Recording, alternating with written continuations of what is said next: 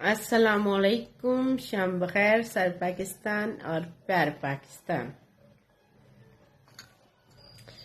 زمانہ ہے حجاج بن یوسف کا، اور حجاج بن یوسف سے کسی نے کہا کہ ایک شخص 20 برس سے خانہ کعبہ کا غلاف پکڑ کے دعا مانگتا ہے لیکن اس کی دعا قبول نہیں ہوتی۔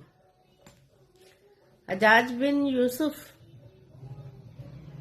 خانہ کعبہ میں اس شخص کے پاس پہنچتا ہے اور پوچھتا ہے کہ تم کیا دعا مانگتے ہو؟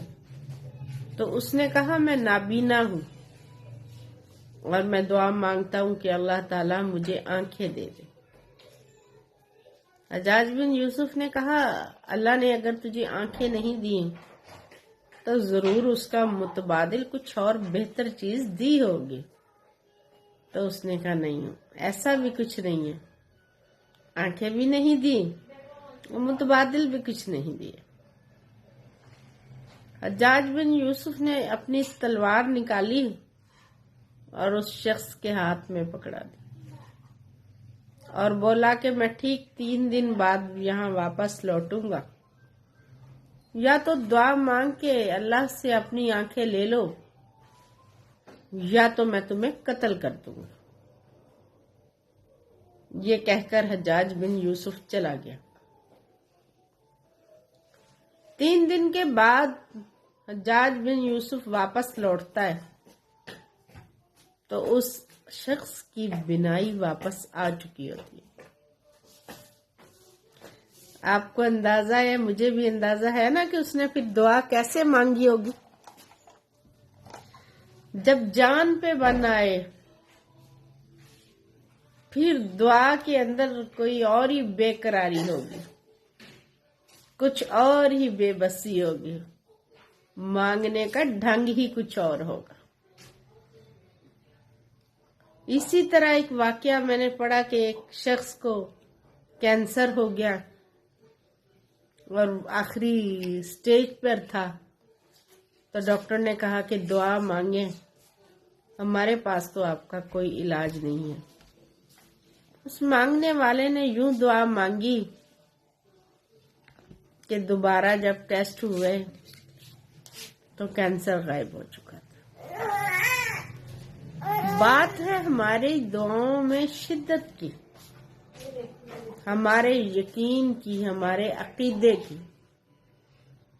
ہم عجب یقینی بے یقینی کے اندر پھنسے دعائیں مانگتے رہتے ہیں۔ دعا کے اندر جب تک یقین کا عنصر اپنے عروج پہ نہ پہنچے، دعا بھلا کیسے قبول ہو سکتی ہے۔ آج کل میں بھی ایسی ہی دقت میں پھنسی ہوں کہ ہمارے اسپیشل بچوں کا گھر چھن رہا ہے۔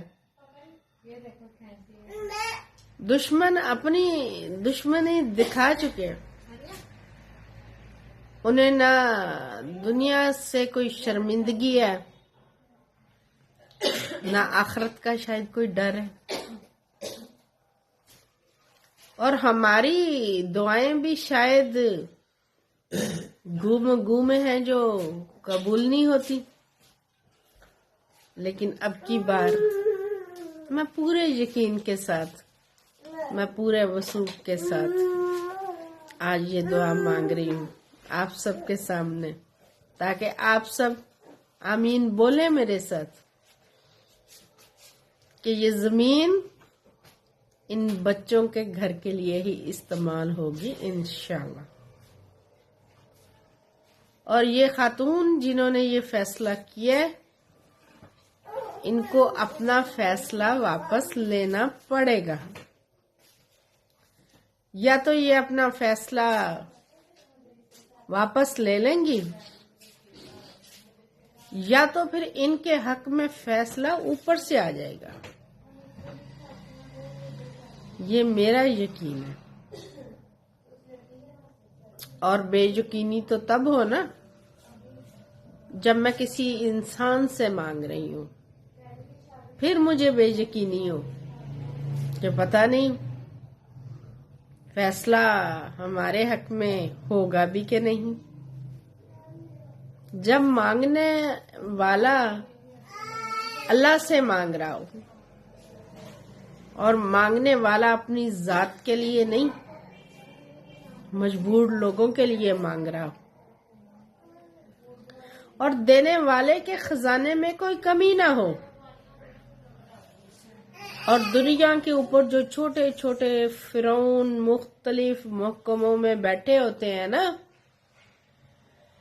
اللہ تو منٹوں میں ان فرعونوں کو زمین کے اندر چلا بھیج دیتا ہے، پھر مجھے بے یقینی کیسے؟ ٹھیک ہے، وقت لگ سکتا ہے، لیکن اللہ تعالیٰ اس کا فیصلہ کرے گا ضرور، اور میں منتظر ہوں۔ نہ صرف میں منتظر ہوں بلکہ میں متحرک بھی ہوں۔